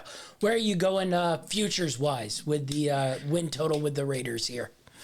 I was a little torn because, they ended up actually sneaking into the playoffs last season. And I thought that they added to this team, if anything, from last year. So I was a little torn. I was between 7.5 and 8, but I think I'm going to settle on the 7.5 just because it sounds better. Yeah, 8.5 for them. So, see, I think they just have pumped up every AFC win total team. You think it's probably should be this number, but they aren't going to let you get away without a little bit of a hefty win tax here. Next up, another team that didn't really have much of a draft, the Miami Dolphins. Took inside linebacker Tyndale out of Georgia.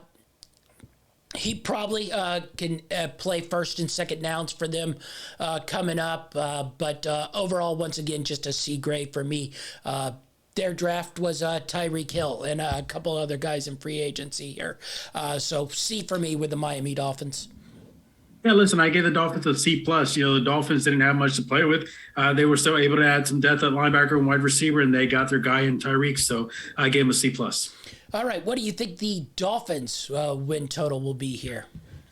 Listen, this is another one that I was kind of torn between 6.5 to 7, but I actually ended up settling a little bit higher than that. I think they'll be a little bit better this year, so I put them at 7.5. They are at 8.5 wins for the Miami Dolphins. I was off on that one. All right, let's go to the Minnesota Vikings. I don't praise the Vikings very often, but I thought they had a pretty solid draft. I like the safety out of Georgia that they took in the first round. Really, really thought they got a nice player in Andrew Booth Jr. Out of Clemson with the second round pick. Ty Chandler, running back out of North Carolina, they sort of cover themselves here. I think that's a really, really good running back there. I just thought they had a pretty solid draft overall. We'll see how many of these guys end up in their overall team. Ed Ingram out of LSU on offensive guard, I thought fell a little further than I thought he would. So I just thought Minnesota had a pretty good draft here. So I gave them a B+ overall for the Minnesota Vikings. Listen, we're pretty much on the same boat. I spoke about how the Vikes offense was a bit of a hit or miss last season, but the defense was lackluster at best, and it was pretty much all year long. So the Vikings addressed that by drafting 5 different defensive players while also adding depth to the offensive line. So overall, I think it was a good situation for them, and I gave them a B+. Yeah, win total for the Minnesota Vikings. For a team that seems to have improved a little bit, if the offense can remain consistent, I think that a fair number is 7.5. They are 8.5. Now, I think this has a lot to do with they're playing in a division with the Bears and Lions. So, I don't think their competition is all that tough. I do think that's a little high, but we'll be interested. All right. We're at a fun one here. The New England Patriots, they did do their fun trade back, and then they used it on Cole Strange, offensive guard out of Chattanooga, who pretty much everybody in the world had a third-round grade on. Then took Taquan Thornton out of Baylor, who I think was, honestly, on my list, he was probably like the 25th ranked receiver in this class. I did think the Marcus Jones corner out of Houston was at least a pretty solid pick. I think he might be able to come into something. Pierre Strong Jr., South Dakota State running back, I think could at least be a solid, New England type back who can catch passes and do a lot of things out of the backfield. But overall, very interesting for New England here. has Bill Belichick started to go senile and not known what he's doing in the offseason here? Listen, this is going to shock you, okay? Because I actually like this. I like Strange. I do think that they probably reached for him, but I do like the Strange back. I think he's pretty solid. And listen, they also added a little bit of depth to their secondary, which they needed a little bit of help in last season. But I think overall, I'm not as down on the pass draft as you are. I thought they did a pretty solid job, so I gave them a B. Oh, I gave them a D. I thought their draft was really, really poor. I'm going to be really interested to sort of see how many of these guys are on the roster in 3 or 4 years overall. Listen, they made the playoffs last year. They weren't that far off. I know that they pretty much laid a stinker during the playoffs, but they were in there, man. They were able to sneak in. All right, so the Patriots win total. Where do you think this thing sits? I think that this team improved with some of the additions they got during the offseason and during this draft. So I'm going to go with the bar for the AFC here and set them at 8.5. They are at 9.5. I gosh. think that's really, really high and aggressive. That's giving Bill Belichick a lot of love. Now, granted, he deserves it, but whew, if they can win 10 games in this AFC, I'd be very stunned. Let's move to the Saints. 2 first-round picks. They took Olave out of Ohio State, the wide receiver. A lot of people's number one receiver. He's not my favorite. I had him about 4 or 5. He's explosive, yes, but I just not my favorite one. Trevor Penning out of Northern Iowa, offensive tackle. I liked him. Some people didn't like him all that much, but and then Alontae Taylor, quarterback out of Tennessee. So what'd you make of the Saints draft here? Listen, to me, New Orleans has been competitive over the last couple of seasons. And the real question now is, can they do it with a different coach? Because obviously we know the quarterback's been gone, but now their coach is gone. They're going to a whole new system. The D has been solid. The issue has really been on offense. They've had inconsistencies at the wide receiver position with Thomas being in and out of the lineup, kind of quarterbacks getting banged up and things like that. But I think they addressed it a little bit and they're with that pick for their wide receiver. I think that this is more of if Thomas is available and you can pair him with Thomas and you got Kamara, in the backfield, then I think it becomes a dangerous offensive team, at least on paper. And then they added depth to the defense, which I thought was probably their strongest asset last year. So I think overall they did a pretty good job. I gave them B- for their draft. Yeah, I thought it was about a C+. Now, I will say if Penning develops, then it sort of goes up. But this is a little bit like the pick from the Dallas Cowboys, where I don't think Trevor Penning's ready to go in there and start blocking on an NFL level right now. It might take, a couple years, and then I think he comes up, and is a capable offensive lineman. I mentioned I didn't love that wide receiver out of Ohio State, so that's why I downgraded him a little bit. Now, that being said, I think they are in a rebuild, so they have a little bit of time to sort of develop their offensive linemen here.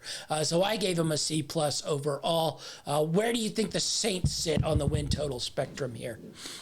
Because I agree with you with the new quarterback, new head coach, so entirely new system. I think that they're not admitting to it, but they are in a bit of a rebuild here. So I'm going to give them a 6.5. I think that's a pretty fair over-under for the Saints team. Yeah. All right. Let's move to the New York Giants. And you aren't going to believe this, but I think the Giants front office was highly competent, and I think they had the best draft of pretty much any team in here.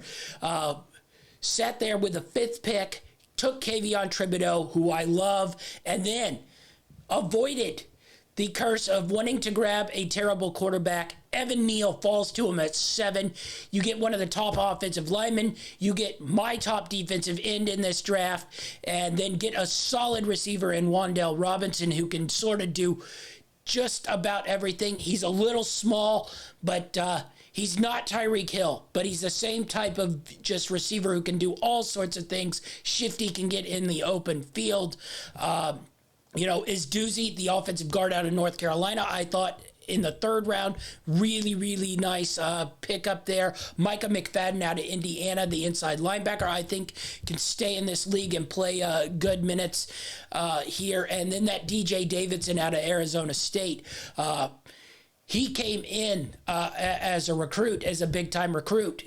Now, granted, he underachieved pretty much every year. He was in the college football, but I think there's a chance that that was just a bad situation there at Arizona State. So, honestly, I gave the New York Giants an A+. Loved this draft for them. Listen, I really like their draft too. I actually gave them an A-. I like that they basically drafted the best available for their own team needs. They didn't necessarily go by waiting to fill this position first and then this position second. They know they needed help, and they looked at their board. They had them listed by, what was most attractive for that team. As you mentioned, they got Neal. They got a couple of guys for the offensive line in Neal and them. They got Tibbetts out. They got that wide receiver Robinson. They did really good. I thought they filled a lot of holes.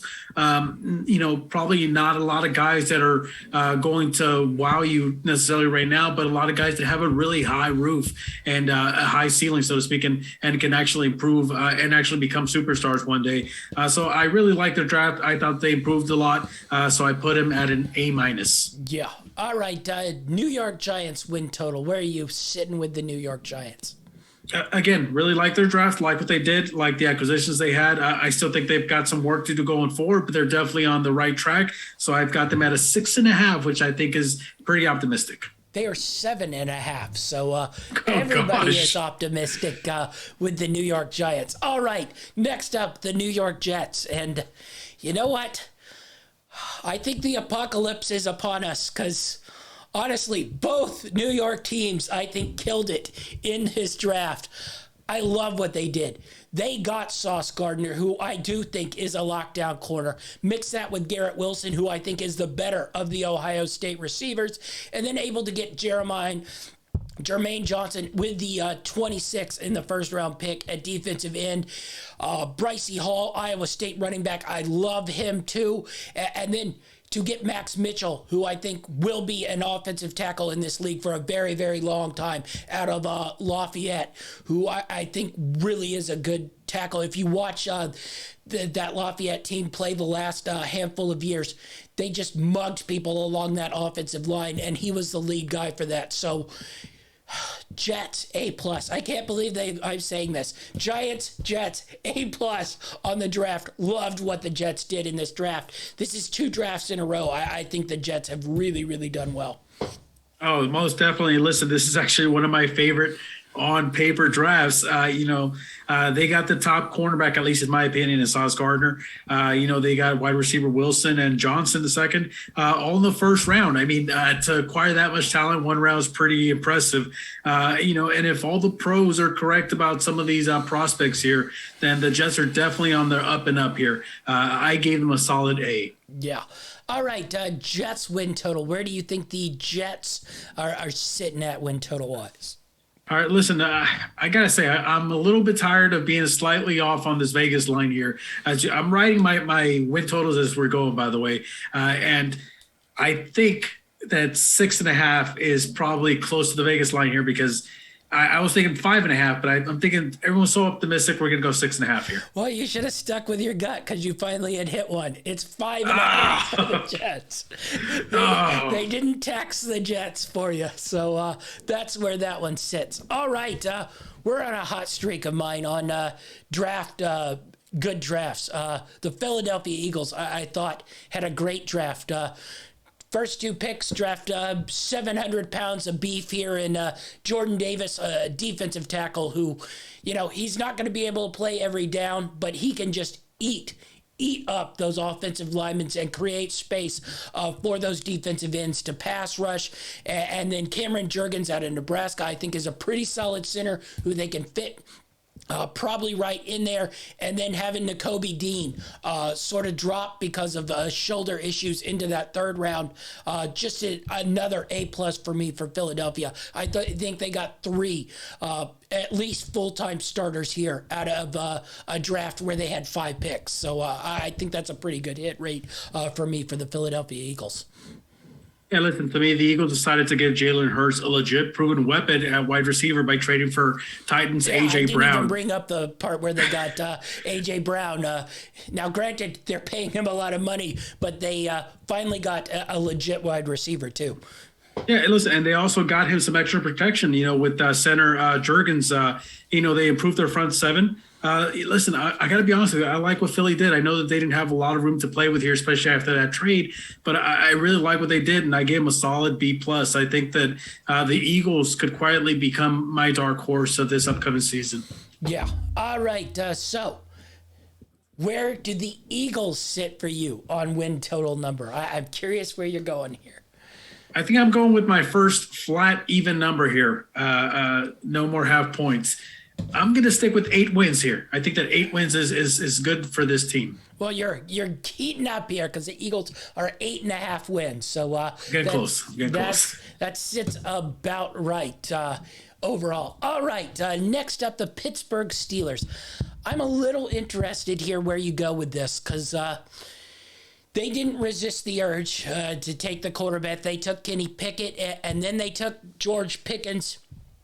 Granted, he fell a little bit further than I thought, and honestly, I sort of have to go a little bit incomplete with this because, if the Pickens things hit, it's good, but he never even played football really all that much at Georgia. He always got hurt. So if he's healthy, you probably got a number one receiver. If he continues to be banged up, it's a wasted second-round pick. I didn't think any of these quarterbacks had a first-round grade. Granted, they went with it and went with the hometown guy, so maybe you get a little bit more of a leash there. Calvin Austin out of Memphis is interesting, really sort of a speed burner. I'm a B overall, but it could easily be really, really bad if Pickett and Pickens don't turn out to be anything. Basically, you're at a 0 on this draft. See, I took a little different approach here. I actually gave them the B- and felt that I could leave a little bit of room for improvement if the whole Pickett thing actually works out. But the way I'm looking at things here, I think that Pittsburgh is looking at it more as a quality over quantity type of draft here. They went with what the Steelers do, which is they replaced a quarterback who they can at least, kind of coach up in the time being. And then they focused on adding depth to their defense, their front seven, which is definitely a Pittsburgh thing to do here. I do like their draft. I like some of the pieces they added overall, so I gave them a B-. Yeah. All right. Win total 4. The Pittsburgh Steelers. I don't know if Pickett goes right in there. I still think Trubisky probably starts the season as the quarterback, and they go from there. So where are you going with the Steelers here? Listen, this sounds like such a weird thing to say. I was thinking that Pittsburgh could probably be in the 7.5 range prior to them drafting Pickett. I think that the draft of Pickett, adds a little more pressure to Trubisky here to be good right off the start. So I think I dropped them a little bit to 6.5. Should trust your instincts. 7.5 on the Steelers win total here. All right, next up is the Seattle Seahawks, and honestly, having Charles Cross fall to you at 9 really beeped up this draft overall. Boye Mafe out of Minnesota, outside linebacker, should be able to at least sort of be able to rush the passer. So I thought they covered 2 really, really good needs here. Added some nice pieces later in the draft. I thought Seattle had a pretty good draft overall. I gave them an A-. Some of that was just because Charles Cross fell to them at 9, who I thought was the best of the 3 offensive linemen that were in the elite company here. So what'd you give Seattle? Listen, I actually gave Seattle a C+, all right? And I'll tell you why. I don't mind the Cross pick so much. O-line is always important to have. But, the whole Walker pick was a bit of a reach for me. I thought that's the one I'm staring at. But he is the kind of runner that Pete Carroll likes. So that's sort of where I am with that. He's what Pete Carroll likes. See, but in my opinion, they already had a solid starter in Penny. I thought that he did a pretty good job. He played in 10 games last season. He only started 6. played in 10 games, and he accumulated nearly 750 yards. I thought that he really complemented the way that offensive line protects and run blocks. And I thought that, he kind of opened things up for guys like DK Metcalf towards the end of that season here. So I was a little confused by that pick. I thought they reached for him a little bit. And because of that, I gave him a C+. Yeah. All right. Overall, your win total on the Seattle Seahawks. I'm curious what you think the Seattle team is, because it's basically been one of the dominant teams of the NFC for probably the past 10 to 15 years. Do they continue that run, or are you thinking they're in a rebuild? Listen, I really wish that they would, because it's always been so fun watching the NFC West, the Rams going up against the Seahawks. It's always been really tough matches. But I really do believe, based off this draft, that this team is in a rebuild mode. I mean, the fact, again, I mentioned that they had to reach for a running back when I thought they had a pretty adequate one already to begin with, leads me to believe that they're drafting more for future than they are for now, unless they make a big splash with a trade for a quarterback, like a Baker Mayfield or Jimmy G, then I think this definitely is a rebuild mode. So I'm going to sit here. I'm going to give them a 5.5 win total. 5.5 win total. They are at 6.5. So you were pretty much in and around that area. All right, let's go to San Francisco. No first round pick for San Francisco. I'm hot and cold on this draft because I think some of the late picks I thought were pretty good. I like this Danny Gray pick, this SMU wide receiver. I loved him at SMU. He's really, really explosive getting down the field. I think he could take some of those sort of run routes that Deebo Samuel does and hit those. He can't, go in between the tackles and have his kind of power, but he has the same type of explosiveness.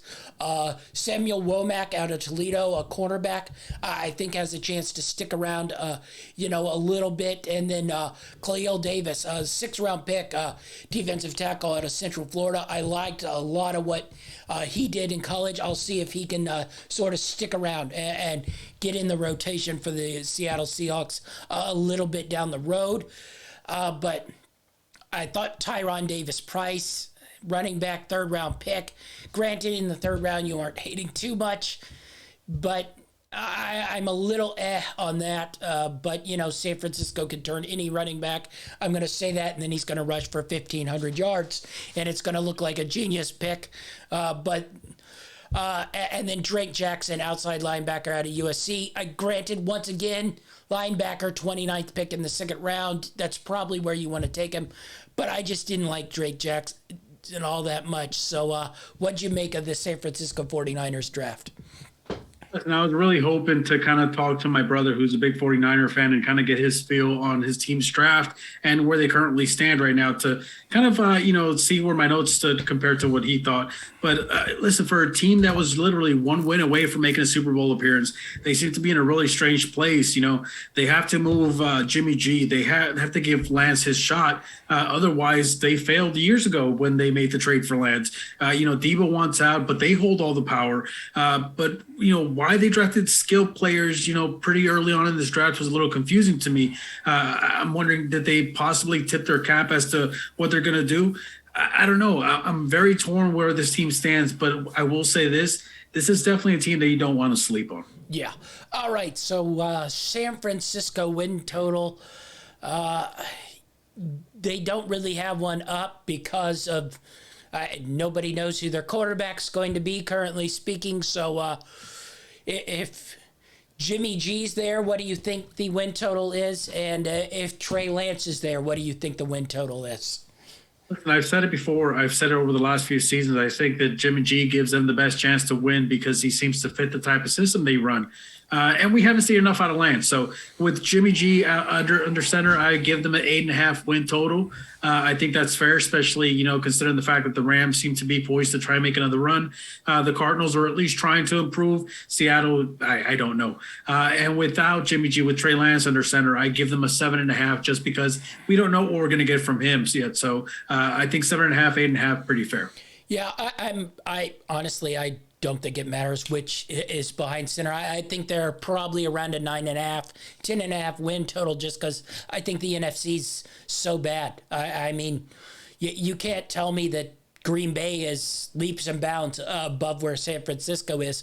And They beat them last season in the and postseason. then you watched it in the postseason, and they were able to dominate them in Lambeau. So, I think you have Rams, Bucks, and then you could tell me basically about 8 different teams could be that third spot. I think they're one of those teams that could be in that third spot.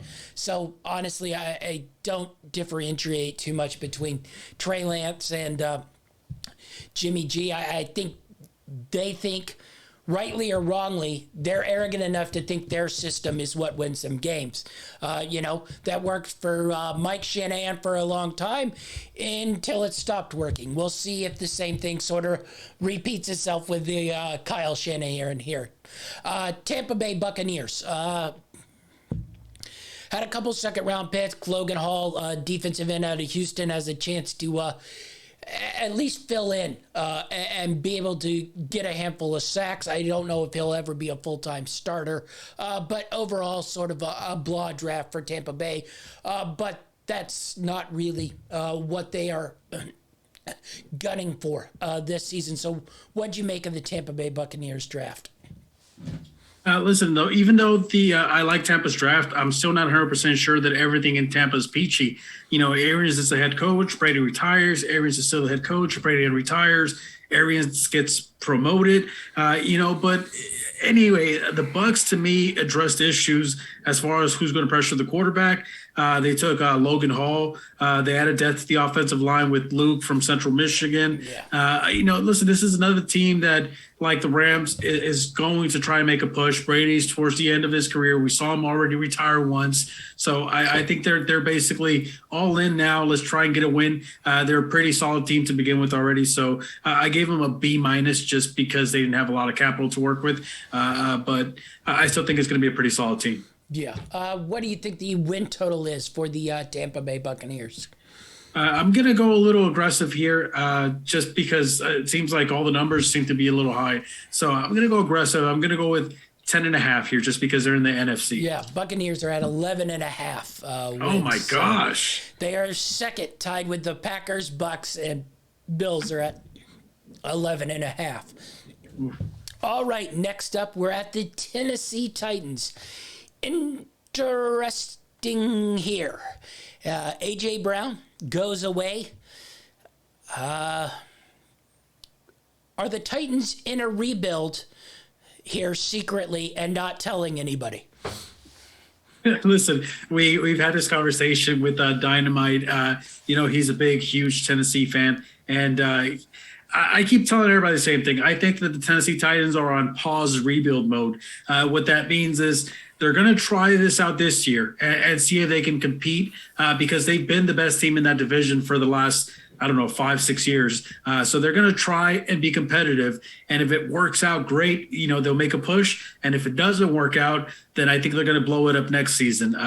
But listen, they sent A.J. Brown to Philly. They drafted that Arkansas wide receiver Burks with their first pick. They added some secondary help with the Auburn quarterback, McCreary.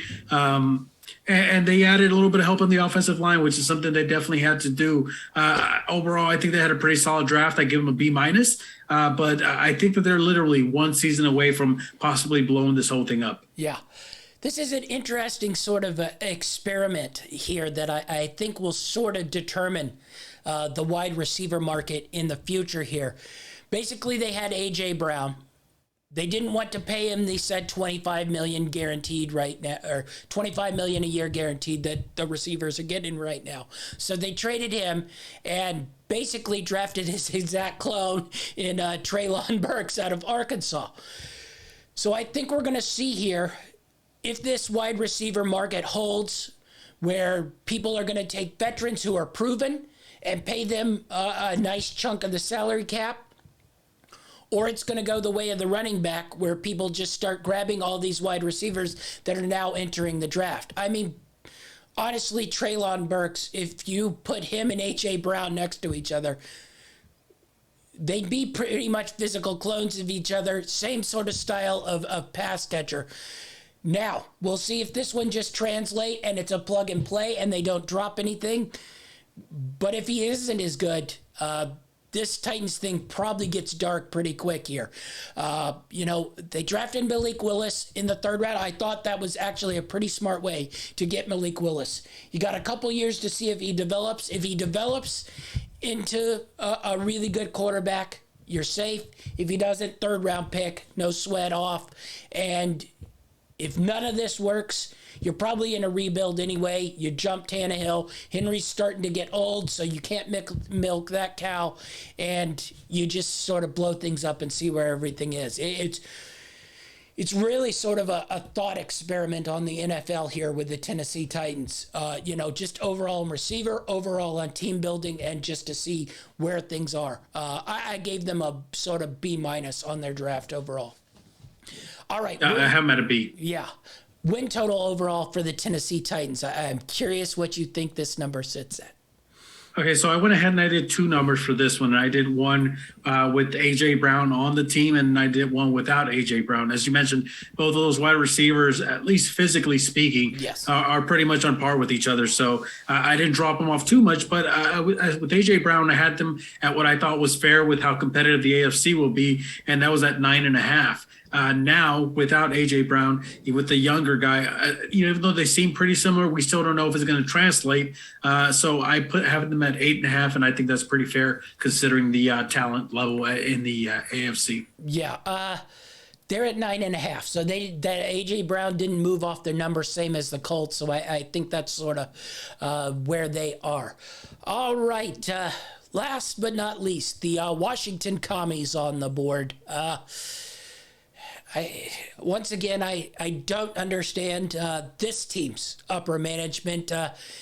Dotson out of Penn State with the 16th pick. There were a lot of receivers I thought were better than Dotson. I know some people like him, and maybe he fits right in there in the slot receiver. Granted, they have 2 wide receivers on their roster who are now in holdouts. I don't know if that affected their draft. Once again, they go to the Alabama bandwagon. Basically, their whole team is Alabama players. They take Mathis, the defensive tackle, which I don't think is a bad pick, but they have 3 other defensive tackles from Alabama on their defensive line. Byron Robinson Jr. out of the backfield with the 3rd round pick. That just didn't seem like a real need to take. They take Sam Howell with the 5th pick at quarterback. Maybe he becomes something. He shouldn't have left school. That's pretty clear now, but I don't think he becomes anything. I gave them a D+. I didn't understand anything the Washington Commies did here. I was a little nicer. I actually ended up giving them a C. To me, this seems that in their first season, the Commanders are trusting Wentz. They gave him another weapon to complement McLaurin, and in my opinion, they waited a bit too long to address their secondary issues, which was my biggest concern with that. I don't feel like they improved enough. They had a lot of needs that they needed to fill, and I don't feel like they addressed them soon enough. Instead, they opted to try and add some weapons for that offense, which, listen, when you're really banking on Wentz, I mean, if it fails, you've got what was coming your way. And I've been an apologist for Wentz for a long time because I actually wanted Wentz on my team during his draft season. But I gave him a C+. I was a little nicer than you. I still don't really like what they did. I think they reached on a few of their picks. Yeah. All right. So last one. Win total for the Commies here. I'm very stunned at this number. But where are you thinking the Commies land here? Listen, I've definitely been stunned on some of these numbers for a few of these picks, and I'm pretty sure this is going to be one of them. But I'm a little down on the Commanders coming into their inaugural season as the Commanders. But I had them at 5.5, and I thought that was pretty fair. If I told you their win total was 7.5. Get out of town. There is no way. Listen, I don't know. There's a couple of bets now that I'm pretty sure I'm going to lay as soon as we get to our little travel destination. But I think this is one of them. I think this is one of my locks here. I'm not sure how that's going to work out. 8 wins for the Commies with this roster. I'm not sold, even as bad as the NFC is. I think the Giants got better. I think the Cowboys got a little bit better. Exactly. So how Wow. Okay. Just remind me that this is one of my locks when we get over there. I'm curious what AFC team they think the Washington Commies is beating, other than maybe the Jags or Texans, who I don't know if they play. I was very stunned at the 7.5 here. All right, so that wraps things up for our draft recap, grades, and early season win totals. We'll probably be off unless some big news sort of happens until the start of the preseason and we start getting into our NFL preseason previews and picks and stuff. So a couple months and then we're back at it on the NFL action. Where can we find you, Achilles? As always, you can find me on Twitter at TD Achilles. All right, that's our show, and we're out.